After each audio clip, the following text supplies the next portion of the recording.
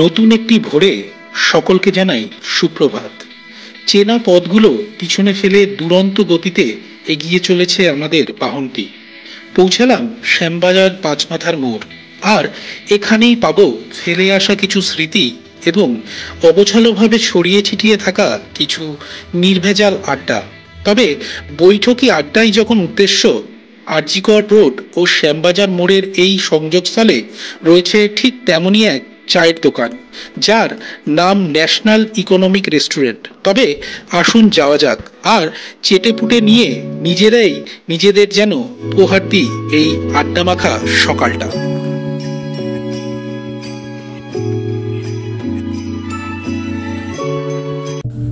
প্রথমবার দোকানটিতে পা দিয়ে মনে হলো সময় যেন এখানে থমকে গেছে। ন্যাশনাল ইকোনমিক রেস্টুরেন্ট এমন এক চায়ের দোকান যার অস্তিত্ব শত বছর পার করেও বর্তমান। লালবিহারী বসাক, জওহরলাল বসাক, মধুসূদন বসাকের হাত ঘুরে এখন মালিকানা রয়েছে দুই ভাই বাপি ও রাজা বসাকের হাতে। এই পাঁচমাথার মোড়ের চায়ের দোকানটিতে না জানি কত স্বাধীনতা সংগ্রামী, চিকিৎসক, সাংবাদিক, অভিনেতা এবং রাজনৈতিক ব্যক্তিত্বরা চায়ের পেয়ালায় ঝড় তুলেছেন। তবে এসব এখন অতীত। সেই ইতিহাসের পাতা বোধহয় কেউ উল্টেও দেখে না। ব্যস্ততার ভান করে এড়িয়ে যাওয়ার মাঝে হারিয়েছে স্বাভাবিক জীবনটাই। তবে যাই হোক, চলুন আমরা না হয় এই দোকানটির আতুর ঘর থেকে হাল হকিকতটা একটু জেনে আসি। কতদিন আগেকার দোকান? ধরুন 150 বছর আর আগে। 150? আরও আগে। 4 পুরুষ চলছে এটা। 4 পুরুষ? হ্যাঁ, আসবেন 10টার পরে। আচ্ছা আচ্ছা। আজকে একটু দেরি হবে, আজকে 2000 তো। আগে যখন এত পুরনো ছিল তখন মানে তোমাদের টোস্ট কেমনভাবে করতো? এই উনুনে হতো। তখন উনুনে? উনুনে শুধু বিবর্তন হয়ে হয়ে এখন এইখানে এসেছে। বাহ, সুন্দর।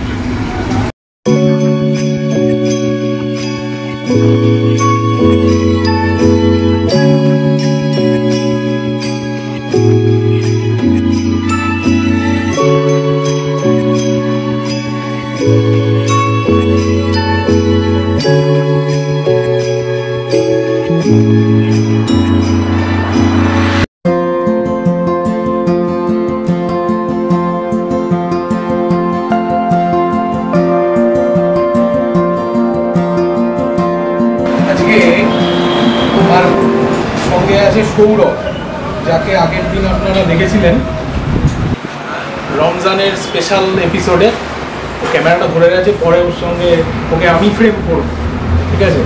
আমরা চলে এসেছি আজকে একটা অনেক পুরনো একটা আড্ডার জায়গা বলা যেতে পারে, ন্যাশনাল ইকোনমিক রেস্টুরেন্ট। কথাটা হচ্ছে এই নামটা আমি জানি না প্রথম থেকে এরকম কিনা, কেননা দোকানটার সম্বন্ধে যা বোঝা যাচ্ছে তাতে প্রায় 150 বছরের পুরনো একটা। আপনারা আউটলুকটা মানে দেখেই বুঝতে পারছেন, যেরকম ধরনের টেবিল চেয়ার আর সিটিং অ্যারেঞ্জমেন্ট মনে হচ্ছে একদম ওই 1-2 নার্সারির বাচ্চারা যেরকম পড়তে বসে ওরকম ভাবে আমরা বসেছি। খুবই ছোট কিন্তু বেশ সুন্দর, বেশ অন্যরকম লাগছে এসে। আমরা একটু খাবার দাবার নিয়েছি কিছু। রবিবারের সকাল, দুজনে 2 বন্ধু বেরিয়েছি। এখন কটা বাজে? সকাল 7টা বাজে। তা ব্রেকফাস্ট যখন তাহলে করবো, তাহলে ডিম টোস্ট আর এই ব্রেড বাটার নেওয়া হয়েছে, দুজনে নিয়েছি। সৌরভ এক কামড় খেয়েছে, খেয়ে এবার ক্যামেরা করছে। যাই হোক, কোনো অসুবিধা নেই। আমরা স্টার্ট করি, তারপর আপনারা সঙ্গে থাকুন।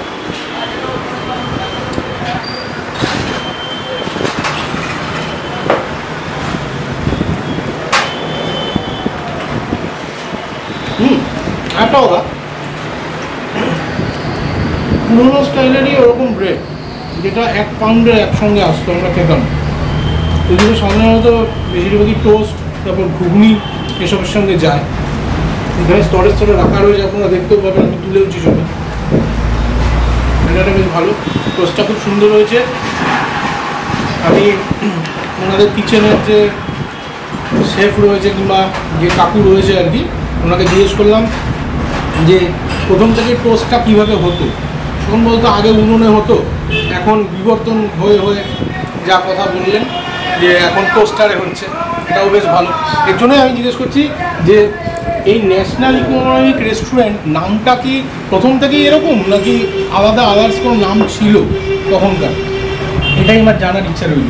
কিন্তু এখন ওনার কাউকে আমি পাচ্ছি না, দুজন ওনার আছেন। আর সবথেকে বড় ব্যাপার হচ্ছে এটা কিন্তু প্রায় 150 বছর অলরেডি 4 পুরুষ ধরে চলছে। ঠিক আছে, আমরা ফিনিশ করি, সঙ্গে থাকুন। আপনার প্রতি হারাবে, ইন্টারেস্ট হারাবে। কিন্তু আপনি যদি হঠাৎ করে ওকে বলেন যে তুই না এখন থেকে 3 দিন বইয়ে হাত দিবি,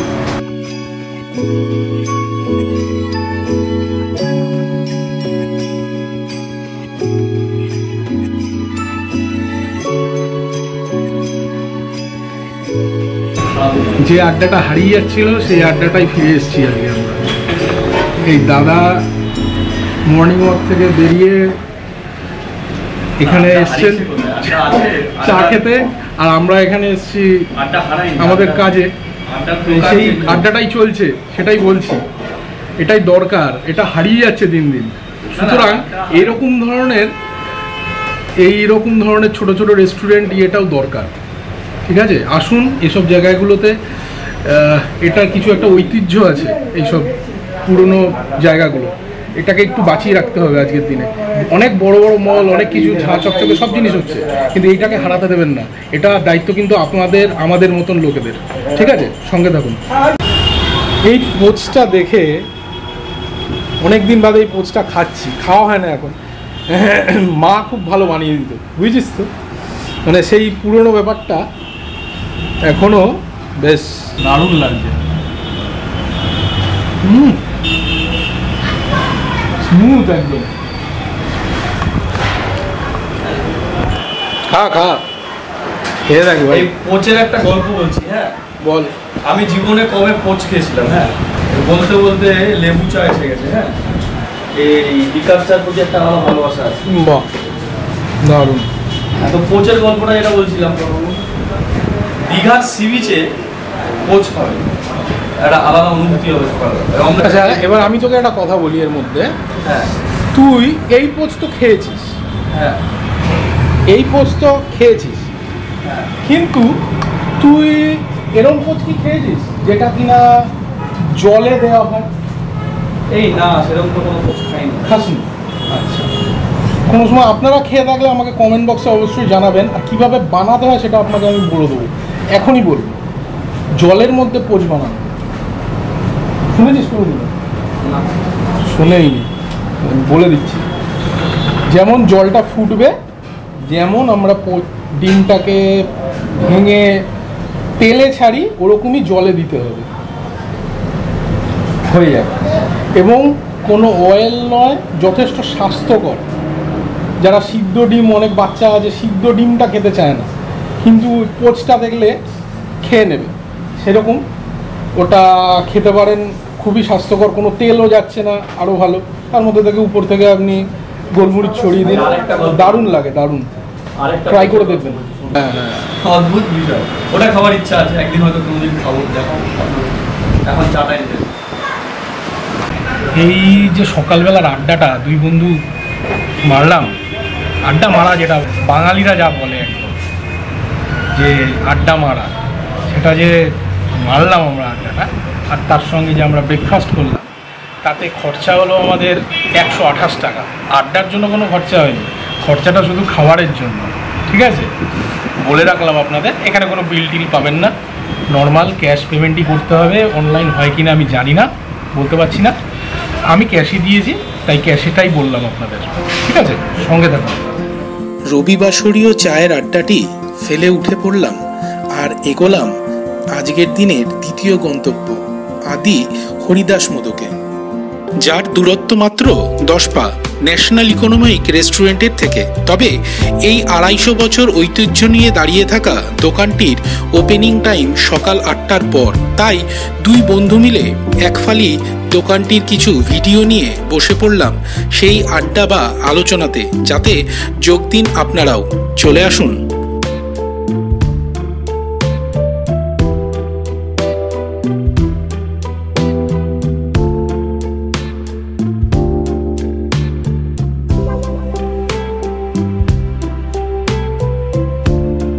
বল, হরিদাস মোদকে এসছিস, বল কি বলবি? হরিদাস মোদক একটা ঐতিহ্য বহন করেছে। ক্যাকাফোনির আওয়াজ আপনারা পাচ্ছেন, এরকম একটা দোকানের সামনে বসে আছে। একটু পরে কিন্তু এই শহরটা অনেক বেশি ব্যস্ত হয়ে যায়। 250 বছর আগে শহরটা এতটা ব্যস্ত ছিল না। আজকে একটা নতুন 250 বছর মানে আমি যদি ঠিকঠাক অঙ্কের হিসাবটা করি, ঠিক পলাশির যুদ্ধর আরেকটু পরে মানে আপনি 1757 মানে ওই 80-90 1790 ওই সময়টায় ইংরেজ খাবাটা দিতে আরম্ভ করেছে। সেই সময় তৈরি হয়েছিল এরকম একটা দোকান, হরিদাস মোদক। ঐতিহ্যটা ছিল সব থেকে হাইজেনিক ওয়েতে মানুষকে সকালের খাবারটা পৌঁছে দেবে। কলা পাতার মধ্যে লুচি, কচুরি, এই ধরনের জিনিস এখনও চলছে, সেই পরম্পরা চলছে। দামটা একটু এক্সপেন্সিভ, কিন্তু ঐতিহ্যর জন্য আপনাকে দামটা দিতে হবে। আর যদি দাম দিতে না চান তাহলে সব থেকে স্বাস্থ্যকর হচ্ছে বাড়িতে মা অথবা বউয়ের হাতে বানানো লুচি এবং কচুরি। বাকিটা আমার বন্ধু জিকো বলবে। থাকবো ঐতিহ্যের সঙ্গে এমন এক জায়গায় যেখানে রানী রাসমণি, শ্রীরামকৃষ্ণ পরমহংসদেব, রবীন্দ্রনাথ ঠাকুর, মাইকেল মধুসূদন দত্ত, অবনীন্দ্রনাথ ঠাকুর প্রত্যেকে এখানে এসে কলা পাতায় লুচি এবং কচুরি খেয়ে গেছে। আরেকজনের নামটা বল, যার নাম না বলা মানে নেতাজি সুভাষচন্দ্র বোস, এবং তার সঙ্গে আরও একজন, সেটা হচ্ছে স্বামী বিবেকানন্দ। সেটাও বল। স্বামী বিবেকানন্দের কথাটা আলাদা করে বলছি না, কারণ উনি এই এলাকারই ছেলে। যে নামগুলো বললাম সেই নামগুলো অনেকটা দূরে তাদেরকে আসতে হতো, হ্যাঁ, জোড়াসাঁকো থেকে। আর স্বামী বিবেকানন্দ এই এলাকারই ছেলে। মানে বলতে চাইছিস তার মানে স্বাদের টানে, ঐতিহ্যের টানে তারা আসতো এখানে। এবং দেখো রবীন্দ্রনাথ যেই ঐতিহ্যটাকে আজকে আমরা উপভোগ করতে এসেছি দুজনে, তাই তো? হ্যাঁ, রবীন্দ্রনাথ ঠাকুরের ব্যাপারটা আলাদা করে কেন বলছি, কারণ রবীন্দ্রনাথ ঠাকুর একটা জমিদার বাড়ির ছেলে। তার বাড়িতে অনেক ভালো ভালো খাবার রান্না হতো। তিনি পর্যন্ত এখানে এসেছেন এই খাবারটা খেতে। তার মানে এটা কিন্তু নোট করার মতন। হ্যাঁ, আমাদের মতো মানুষ যেখানে সেখানে খেয়ে বেড়ায়, কিন্তু রবীন্দ্রনাথ ঠাকুর একটা বলতে গেলে রাজার পরিবারের একজন। তিনি এখানে এসে কলা পাতায় কচুরি খাচ্ছেন। একবার সিনটা চিন্তা করুন। আর বাকিটা স্টেপ আউটের সঙ্গে আপনারা উপভোগ করবেন সেই সময়কার। যখন আপনি ভিডিওটা দেখবেন সেই সময়টা কথা ভাবতে ভাবতে ভিডিওটা দেখবেন, আর কমেন্ট বক্সে জানাবেন যে এরপরে আমরা কোথায় যেতে পারি। আরে দাঁড়ান, এই আড্ডার পর মনে করবেন না এখানে কোনো মারামারি বা ঝামেলা লেগেছে। আসলে এনারা সবাই এসেছেন আমাদেরই মতো ইন্দ্রজিৎ মোদকবাবুর দোকানে নিছক আড্ডা ও কচুরির স্বাদ নিতে। তবে আমি এবার ফ্রেমবন্দি করব এই আদি হরিদাস মোদকের হেসেল ঘরটি ও তার কর্মকাণ্ডের।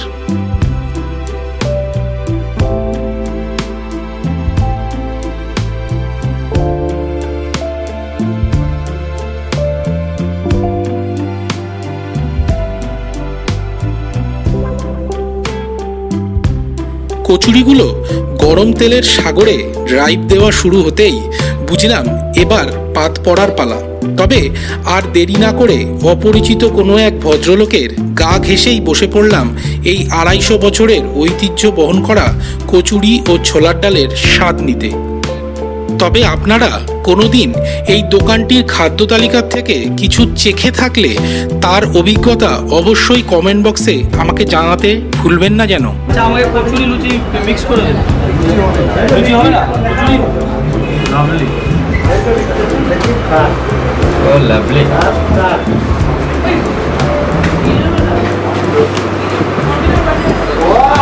দাদা আমাদেরও বলবেন না আজকে থেকে।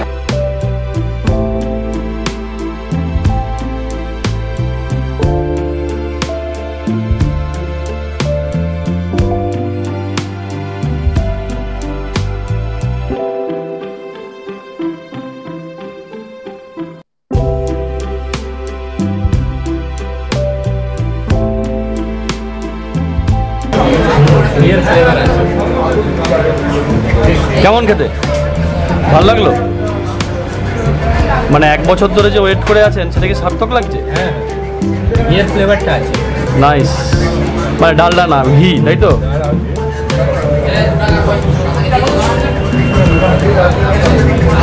তরকারিটা একটু মিষ্টি মিষ্টি। ওটা তো বাঙালিদের ট্রেডিশন যে সব কিছুতে একটুখানি মিষ্টি রাখে। আবার এই জিনিসটাই যদি আপনি একটুখানি নন বাঙালি মানে নন বেঙ্গলি স্টাইলে চান, তাহলে বড় বাজারের দিকে যে কচুরিগুলো পাওয়া যায় ওর মধ্যে আপনি একটু রাজস্থানি মশলা পাবেন, একটু ইউপির মশলা পাবেন। ওটা কিন্তু এরকম হবে না, ওটা অন্যরকম। আবার ওরা আবার ভুজিয়াও দেয়, মানে সবজির উপরে আবার একটুখানি ভুজিয়া দিয়ে দেবে। হ্যাঁ, এটা একটু রিচনেস আছে, একটু রাজস্থানি স্টাইল। চ্যানেলটাতেই আপনি পাবেন ওই ভিডিও। ওই ভিডিওটা দেখতে গেলে আই বাটনে প্রেস করতে হবে, লিঙ্কটা দিয়ে দেবো।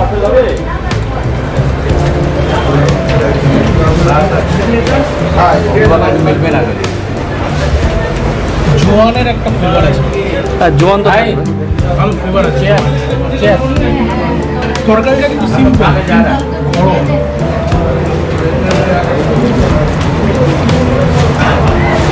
তাহলে 1 বছর পরে আপনাদের মিশন কমপ্লিট হলো। হ্যাঁ হ্যাঁ, নাইস, ঠিক আছে। অনেক একটা কথা আছে না, একটা সিনেমা বেরিয়েছিল রবীন্দ্রনাথ এখানে কোনোদিন খেতে আসে, কিন্তু এখানে রবীন্দ্রনাথ খেতে এসেছে ঠিক, এটা একটা অদ্ভুত বিষয়। দ্বিতীয় রাউন্ড একবার দ্বিতীয় রাউন্ড ডাল করছে, দুটো খেতে পারে। যত খুশি ডাল খাও, না আমাকে দিও না। আমি লুচিটা ভেবেছিলাম খাবো, লুচি তো তোমার হচ্ছে না আজকে। যাই হোক, লুচি কেমন খেতে, হয়তো এত নাম, 250 বছরের পুরোনো দোকান।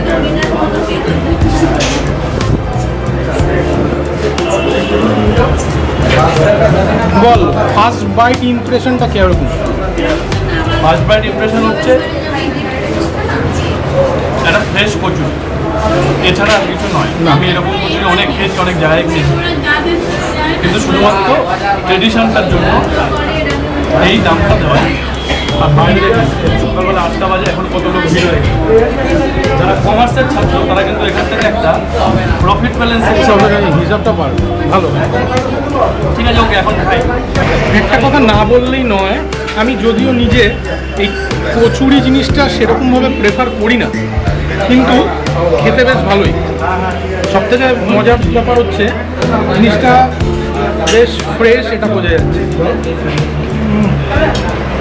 মানে কিছু কচুরি আছে ডোবা তেলে ভেজে ছেড়ে দিয়েছে, কিছুক্ষণ খাওয়ার পরে যা হয় প্রবলেম হয়, কিন্তু এটা মনে হচ্ছে বলবো বল। আরেকটা মজার জিনিস হলো, আপনি 3টে কচুরি যখন 36 টাকা দিয়ে খাবেন, আপনার টেস্টটা ভালোই লাগে। এটা তারপরে এগুলো হচ্ছে কন্ট্রোভার্সিয়াল কথা, মধ্যে চলে যাচ্ছে ব্যাপারটা। এখানেই বন্ধ করবো, খাওয়াটা শেষ করি, পরের ডেস্টিনেশনে দেখা হবে। জুড়ে থাকুন। হঠাৎ আবহাওয়া বদলালো, শুধু প্রকৃতির নয়, আমাদের জিভের স্বাদেরও। তাই আবারও পক্ষীরাজটি ছোটালাম।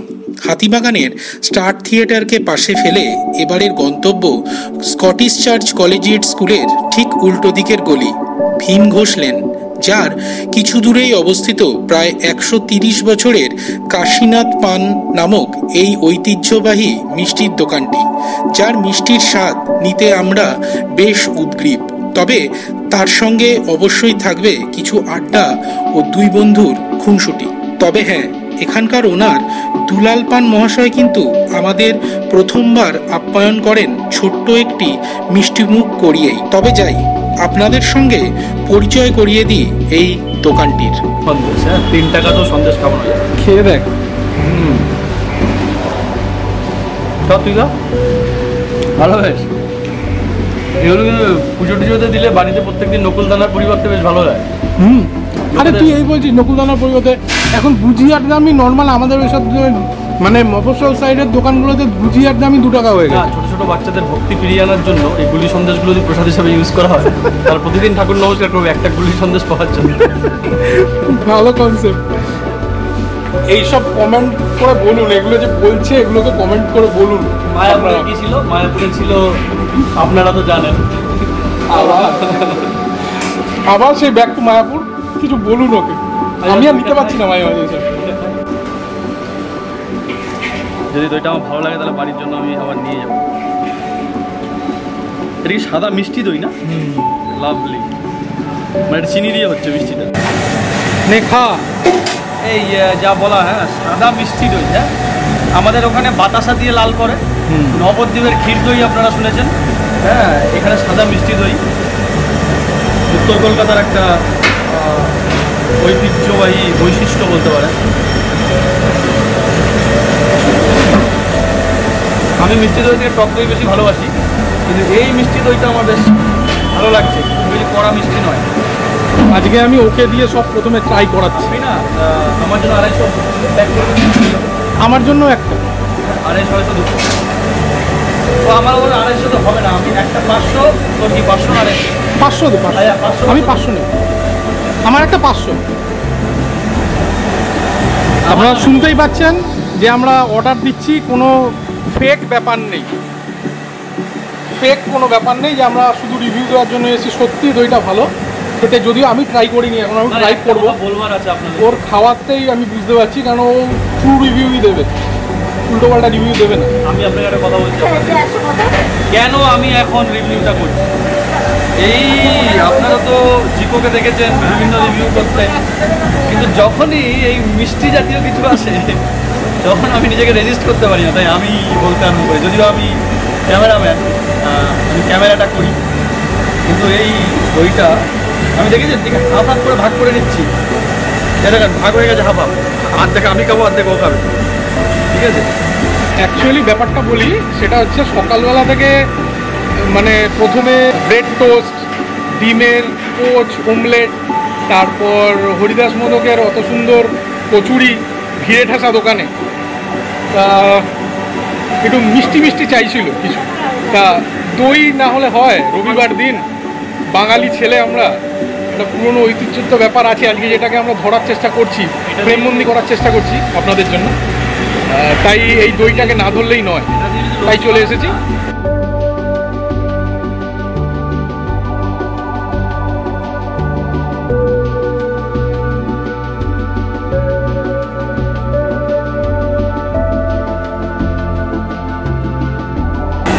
খুব লাইট মিষ্টিটা, মানে লাগছে না, দারুণ লাগছে।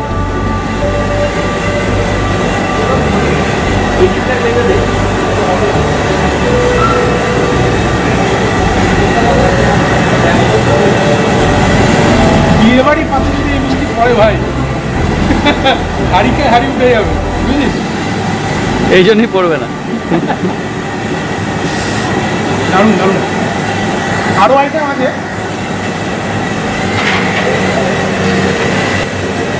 এখনকার ওনার দুলাল পান মহাশয়ের সঙ্গে সামনে দেখতে পাচ্ছেন আপনার ফ্রেমে। আরও কিছু মিষ্টি আপনারা পেয়ে যাবেন এর মধ্যে, কিছু কিছু মিষ্টি এখানে রয়েছে। মোটামুটি আমি যা দেখতে পাচ্ছি 3 টাকা থেকে, আগেও যেটা দেখালাম আমরা, গুলি গুলি সন্দেশ 3 টাকা থেকে শুরু, 7 টাকা হায়েস্ট। কত পর্যন্ত দাম আছে দাদা? 15 টাকা পর্যন্ত হায়েস্ট দাম, যথেষ্ট পকেট ফ্রেন্ডলি আজকের দিনে। কলকাতার মতন জায়গায় 15 টাকায় এরকম মিষ্টি ভালোই পাবে। তবে এবার ঘরে ফেরার পালা। কিন্তু এই সুন্দর সকালটি যদি আপনারা উপভোগ করে থাকেন, তবে একটি সাবস্ক্রাইব অবশ্যই করবেন, সঙ্গে বেল আইকনটি প্রেস করবেন নতুন নোটিফিকেশনের জন্য। আর যদি প্রিয় বন্ধুদের সঙ্গে এরকম আড্ডা দেওয়া সকাল কাটাতে চান, তবে তাদের সঙ্গে শেয়ার করুন ভিডিওটি এবং কমেন্ট বক্সে জানান আপনাদের সেই আড্ডার অভিজ্ঞতা। আজ তবে আসি, দেখা হচ্ছে পরের ভিডিওতে।